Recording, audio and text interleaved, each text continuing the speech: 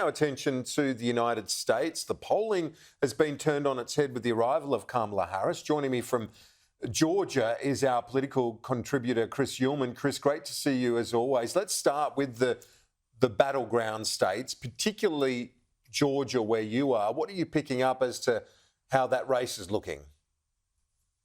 As close as it can possibly be here, Kieran, from your spiritual homeland as a golfer, Augusta in Georgia. The last thing I saw on the polls was of an average of 5 of them.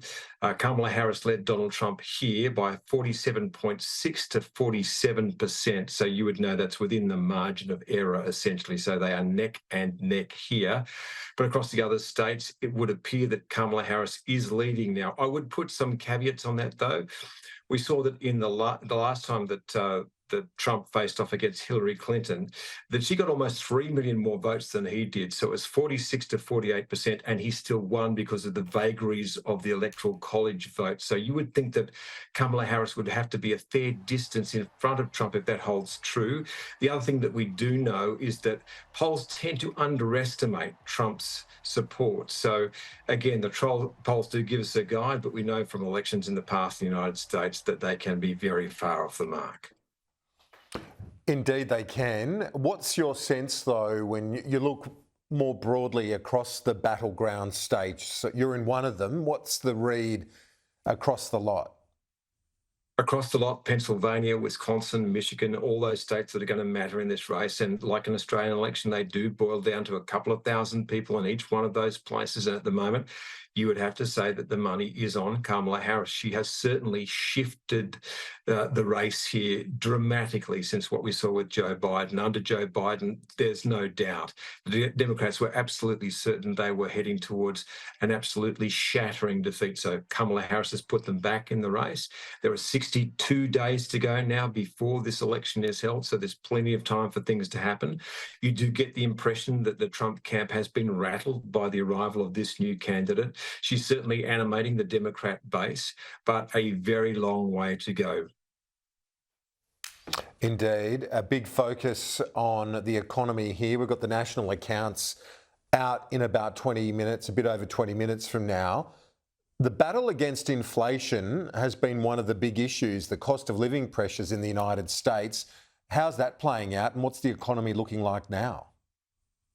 Much better, and it's going well for Kamala Harris on that front because inflation has come down from a high of 9.1% just over 2 years ago to 2.9% now. On the Federal Reserve's preferred measure, it's around about 2.5%. Jerome Powell, who's the Federal Reserve chairman, has said that he is quite confident now that he does believe he'll get back down to around about 2% in the not too distant future. And they have managed to effect that most amazing of things, because this is, as we both know, is a very difficult art. It's not a science in trying to get a soft landing. It does appear that there is a soft landing underway for the United States at the moment. So that's got to be good news for Kamala Harris. I do have to say, though, having been around different states now, to Texas through North Carolina, now into Georgia, that parts of the United States are absolutely booming, particularly Texas, and particularly on the back of the abundant, cheap natural gas that state has. Yeah, on the energy front, I know it's been the focus for your pilgrimage of sorts in the United States. What are you picking up in terms of the rollout of renewables too, vis-a-vis those traditional energy sources? Give you 2 examples. The state of Texas and the state of California have very similar markets to Australia. Texas is completely isolated from the rest of the US grid, has 30 million people on it, produces about twice as much electricity as Australia does on its national electricity market, which runs down the east coast of Australia and services 85% of the population. Kieran, they're putting on more wind and solar than any other grid in the United States, but they have a complete balance of things. They have nuclear energy, they have coal, they have abundant, cheap natural gas. Move across to California, and what you see there is that they're trying to do what Australia's trying to do, which was put on an enormous amount of solar and wind. At the same time, they've essentially made natural gas expensive. That marketplace now very much resembles ours.